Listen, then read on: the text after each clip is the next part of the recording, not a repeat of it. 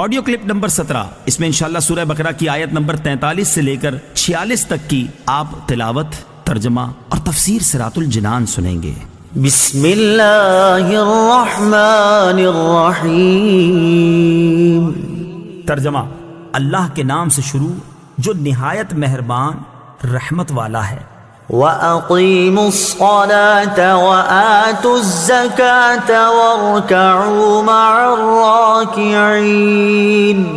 ترجمہ: اور نماز قائم رکھو اور زکوٰۃ ادا کرو اور رکوع کرنے والوں کے ساتھ رکوع کرو۔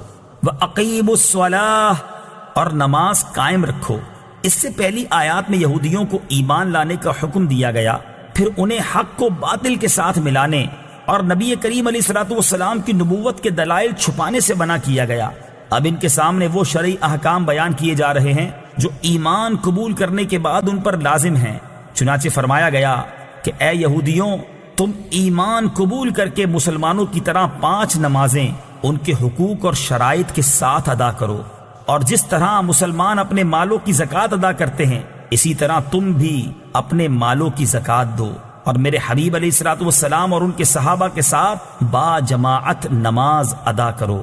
با جماعت نماز ادا کرنے کی اہمیت اور فضائل۔ اس آیت میں جماعت کے ساتھ نماز ادا کرنے کی ترغیب بھی ہے، اور احادیث میں جماعت کے ساتھ نماز ادا کرنے کے کثیر فضائل بیان کیے گئے ہیں۔ چنانچہ بخاری شریف کی حدیث ہے، حضرت عبداللہ بن عمر رضی اللہ تعالی عنہما سے روایت ہے، نبی اکرم صلی اللہ تعالی علیہ وسلم نے ارشاد فرمایا، جماعت کے ساتھ نماز پڑھنا تنہا پڑھنے سے 27 درجے زیادہ فضیلت رکھتا ہے۔ حضرت عثمان غنی رضی اللہ تعالیٰ عنہ کے غلام حضرت حمران رضی اللہ تعالیٰ عنہ سے روایت ہے، حضور اقدس صلی اللہ تعالیٰ علیہ وسلم نے ارشاد فرمایا، جس نے کامل وضو کیا پھر فرض نماز کے لیے چلا اور امام کے ساتھ نماز پڑھی، اس کے گناہ بخش دیے جائیں گے۔ أَتَأْمُرُونَ النَّاسَ بِالْبِرِّ وَتَنْسَوْنَ أَنفُسَكُمْ وَأَنْتُمْ تَتْلُونَ الْكِتَابَ أَفَلَا تَعْقِلُونَ۔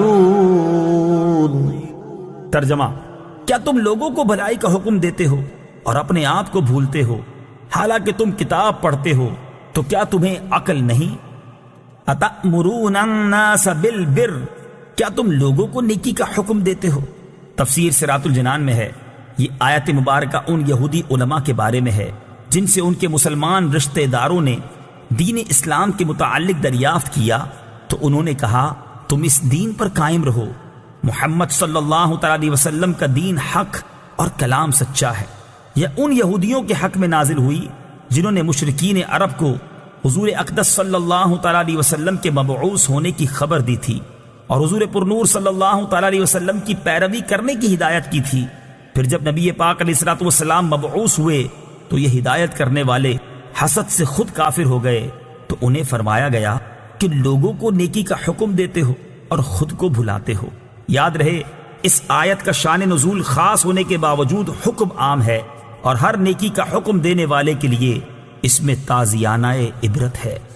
وَاسْتَعِينُوا بِالصَّبْرِ وَالصَّلَاةِ وَإِنَّهَا لَكَبِيرَةٌ إِلَّا عَلَى الْخَاشِعِينَ الَّذِينَ يَظُنُّونَ أَنَّهُم مُّلَاقُو رَبِّهِمْ وَأَنَّهُمْ إِلَيْهِ رَاجِعُونَ۔ ترجمہ: اور صبر اور نماز سے مدد حاصل کرو، اور بے شک نماز ضرور بھاری ہے مگر ان پر جو دل سے میری طرف جھکتے ہیں، جنہیں یقین ہے کہ انہیں اپنے رب سے ملنا ہے اور انہیں اسی کی طرف لوٹ کر جانا ہے۔ وَاسْتَعِينُوا بِالصَّبْرِ وَالصَّلَاةِ، اور صبر اور نماز سے مدد حاصل کرو۔